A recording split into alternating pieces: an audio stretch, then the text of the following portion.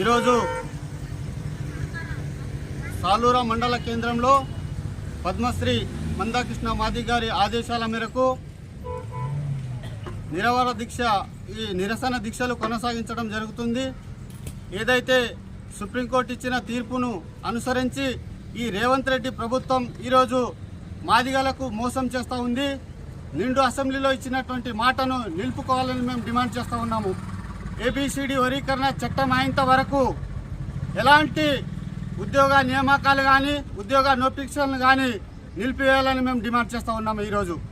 ఈరోజు మా మాదిగలకు న్యాయమైనటువంటి ఏబిసిడి వర్గీకరణ 30 సంవత్సరాల నుంచి ఈ పోరాటంలో మేము ఎంతో కృషి చేసి ఎంతో పోరాటం చేసి సాధించినటువంటి ఏబిసిడి వర్గీకరణ ఈరోజు ఏబిసిడిగా గ్రూప్గా కూడా వర్గీకరించి మాదిగలకు న్యాయం చేయాలని మేము ప్రభుత్వాన్ని హెచ్చరిస్తున్నాము.